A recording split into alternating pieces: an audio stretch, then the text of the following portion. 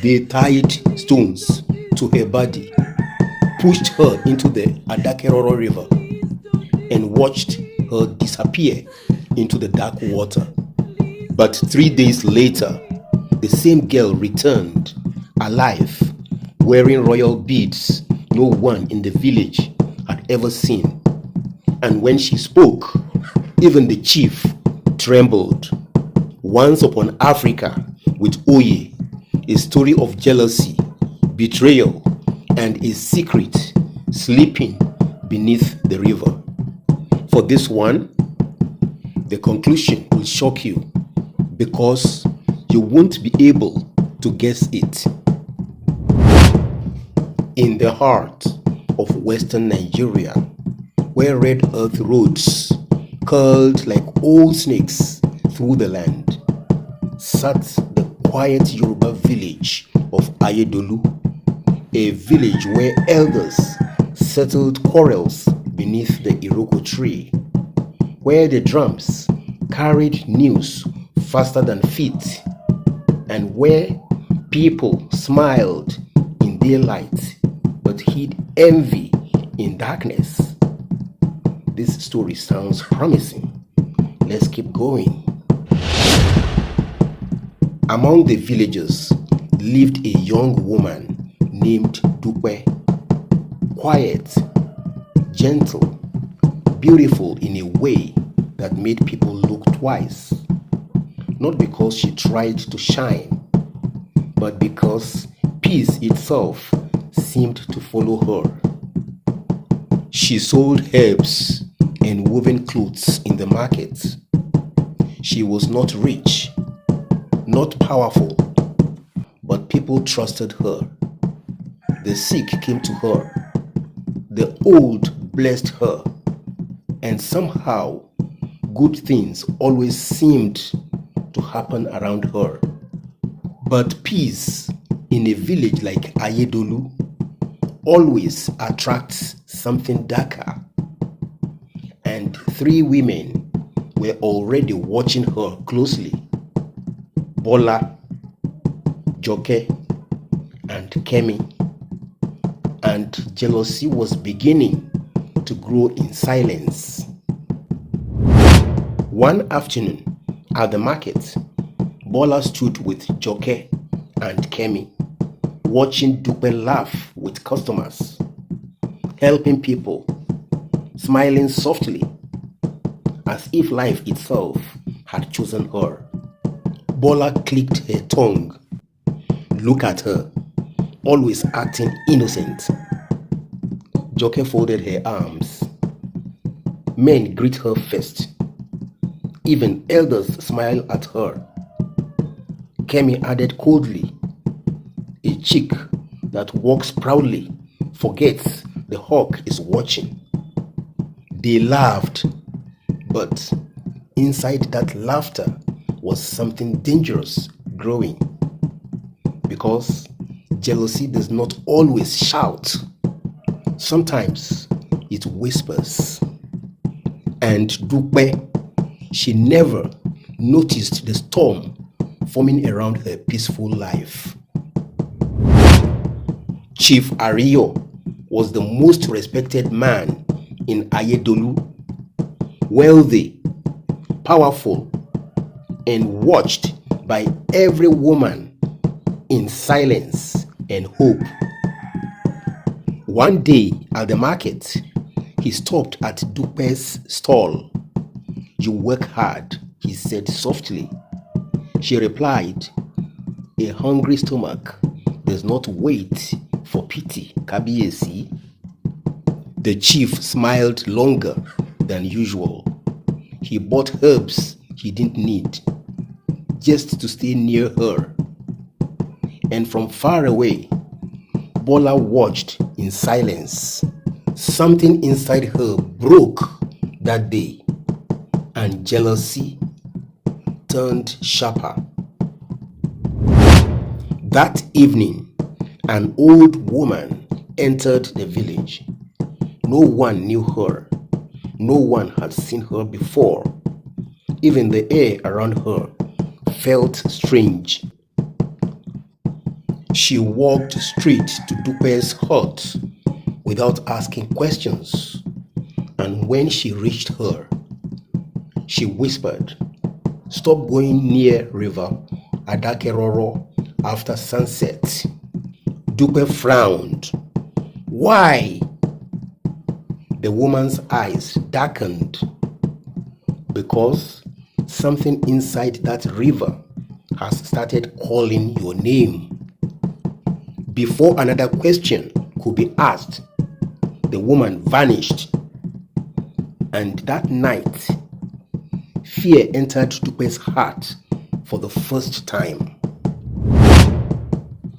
That night, Dupe heard singing near River Adakeroro, soft, beautiful, calling her name gently through the wind. She tried to ignore it, but her feet moved on their own, step by step, closer to the river, until she reached the edge.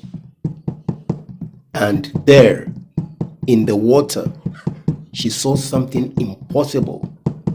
A woman wearing coral beads, a crown, staring back at her like a reflection that did not belong to her. Then a voice came from the river. "The blood remembers." Dupe ran in fear, but someone was watching from the bushes. Bola. Bola did not sleep that night. She kept thinking about what she saw. Dupe speaking to water, glowing reflections, impossible voices. But fear did not stay long. Jealousy returned stronger. "If she disappears, everything becomes mine," she whispered. The next morning, she gathered Joke and Kemi, and she spoke a plan so dark, even Joke stepped back. But Bola only smiled. The fish that refuses to leave shallow water should not complain when the net comes. Kemi went to Dupe with lies. "We heard something about your mother. A traveler near River Adakeroro wants to speak with you." Dupe froze. Her mother's name was a wound never touched, and hope blinded her judgment. She followed Kemi toward the river, not knowing she was walking into a trap already waiting for her. Far away, Bola smiled. The plan had begun. At the river bank, Bola and Joke appeared, their faces cold. Kemi stepped back in fear. Dupe struggled. "Why are you doing this? I never harmed you." But jealousy does not listen. They tied her hands, placed stones on her body, while she cried and begged for mercy. And finally, they pushed her into River Adakeroro. Darkness swallowed her whole.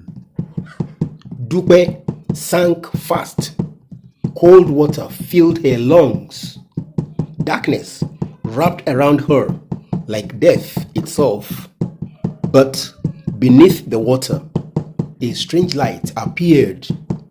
Voices called her softly, not in fear, but in welcome. A voice whispered, "The blood remembers." And something inside her awakened. And then everything went silent. 3 days passed. Nobody, no sign, only silence and fear in the village. Then, on the third day, drums sounded near the river, but nobody was playing them. And from the water, Dupe walked out, alive, wearing royal beads, eyes glowing, water obeying her. The village fell into silence because death had returned, but not as expected. The village stood frozen as Dupe stepped out of River Adakeroro. The rain was falling heavily, yet not a single drop touched her body. Whispers spread quickly. "This is not normal," an elder muttered. "The river does not return what it has taken." Chief Ario stepped forward slowly. His voice shook. "Dupe, what are you now?" She looked at him quietly and said, "The river remembered me." And at that moment, fear entered Aiye-Dolu like wind through a broken roof. The elders gathered under the Iroko tree the next morning. Nobody wanted to speak first, but truth has a way of forcing itself out. One elder finally spoke. Long ago, a royal child disappeared during war. The river covenant protected the bloodline. All eyes turned to Dupe. Slowly, everything began to connect. Her strange life, the river, the visions, the return. Then, the truth landed like thunder. Dupe was not just a village girl. She carried royal blood, protected by River Adakeroro itself. At first, Dupe still acted like herself. Quiet, calm. But something inside her had changed forever. When she walked through the village, people stepped aside, not out of respect, but fear. Even nature responded to her emotions.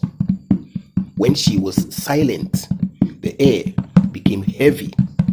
When she was angry, thunder followed. And slowly, Aiye-Dolu stopped seeing her as a girl. They began seeing her as something else entirely. One evening, Dupe sent a message. Bola, Joke, and Kemi were to appear before the village at River Adakeroro. The news spread like fire. Everyone knew this was not a normal meeting. This was judgment. At the river bank, the three women trembled. Bola collapsed to her knees immediately. "Please forgive us." But Dupe only stared at them, silent, as the river behind her began to rise slowly. Wind roared across the village. The river rose higher, forming waves like walls of water. People screamed and ran. Bola cried loudly, "Please, we were wrong." Joke and Kemi begged for mercy. As the water grew closer, Dupe raised her hand and everything stopped for a moment. Silence fell over the chaos. Then she said softly, "When a pot breaks another pot, both may still become dust." And the river waited as if listening. Suddenly, an old woman appeared, the same one who warned Dupe before everything began. She touched the water, and the river calmed instantly. The entire village gasped. She looked at Dupe and said, "You still do not know who you are. The drowning did not create you. It awakened you." Then she spoke the truth that shocked everyone. You were born between two worlds, half human, half river spirit. The old woman turned slowly toward Chief Ario. Her voice became heavy. "There is another truth you must hear." The chief stepped forward, confused. "What truth?" The woman answered, "Dupe is your daughter." The entire village froze. The chief collapsed to his knees. Tears filled his eyes. "No, that cannot be." But it was true. Dupe stood there, silently, her world breaking apart in one moment of truth and pain. Everyone expected revenge, destruction, punishment, the river rising to end everything. But Dupe spoke softly instead. "The river gave me life again. I will not use it for hatred." She looked at Bola, Joke, and Kemi, their bodies shaking with fear and guilt. Then she said, "You will live, but shame will follow you, and you will remember what jealousy cost." Years passed. The village changed. People became more careful, more respectful, more aware of their hearts. Dupe never became queen. She chose something greater. She became the guardian of River Adakeroro. She healed the sick, protected the weak, and reminded the village that balance must never be broken. And whenever greed or jealousy rose again, the river would rise just slightly, reminding everyone of her presence. In Aiye-Dolu, they learned a painful truth. Jealousy can destroy lives faster than war, but destiny always remembers. And as the elders say, the river that carries secrets will one day speak. And when it speaks, even silence will listen. This is Once Upon Africa with Oye. Sometimes the greatest lessons in life arrive disguised as ordinary moments. This story teaches that jealousy destroys peace, but hidden destiny can rise stronger than betrayal. and hatred. Power means little without mercy, because revenge often creates deeper, painful wounds. Truth may sleep silently, yet destiny eventually reveals secrets no enemy can bury. Once upon Africa with Oye